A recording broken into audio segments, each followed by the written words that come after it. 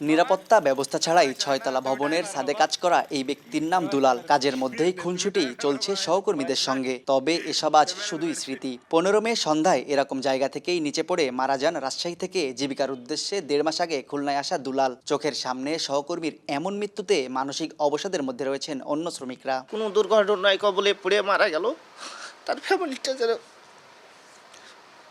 সরকার থেকে মানবিক সহযোগিতা করা হয়, এরকম ব্যবস্থা হলে আমাদের মতো দিনমজুর শ্রমিকদের খুব ভালো হইতো। তাদের পরিবারটা এখন বিকলাঙ্গ হয়ে গেল, পরিবারটাই বিকলাঙ্গ হয়ে গেল। সবার ভিতরে তো একটা আতঙ্ক, যেহেতু চোখের সামনে একটা মানুষ মারা যাচ্ছে, এই বিষয়ে আর কিভাবে এভাবে কাজ করা যায় এখানে।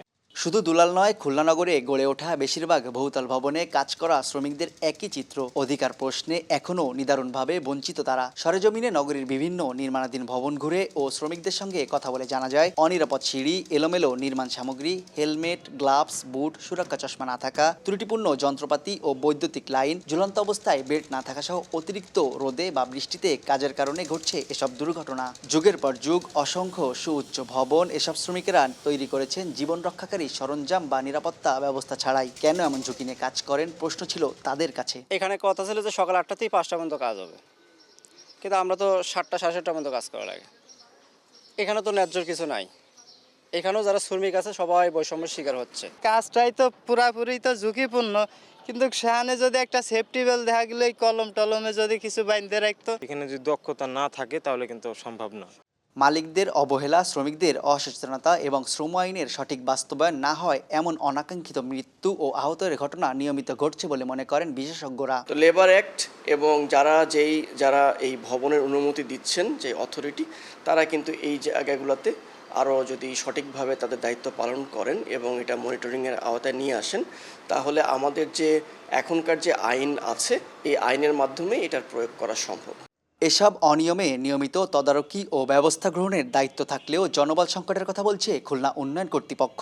আর দুর্ঘটনা এড়াতে শ্রমিকদের প্রশিক্ষণের ব্যবস্থার কথা জানায় শ্রম অধিদপ্তর। ভবন যখন নির্মাণ করবে তখন শ্রমিকদের সেফটি এবং সিকিউরিটির জন্য আমাদের যে বিল্ডিং কোড আছে সেই কোডটা যাতে অনুসরণ করে। সমাজে অবহেলিত শ্রমিক যাদের কথা সমাজে আসলে খুব কম মানুষই জানে, এখন আমরা তাদেরকে ট্রেনিংয়ের আওতায় নিয়ে আসছি। শ্রম আইন অনুযায়ী তাদেরকে আমরা ট্রেন আপ করছি।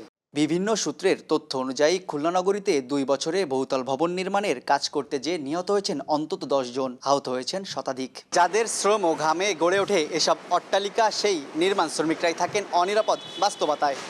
শ্রম আইন অনুযায়ী কর্মক্ষেত্রে নিরাপত্তা নিশ্চিতের দায়িত্ব নিয়োগকারীর। তবে তাদের কাছে শ্রমিকের জীবনের মূল্য কতটুকু, সেটি বড় প্রশ্ন। তানজিম আহমেদ, সময় সংবাদ, খুলনা।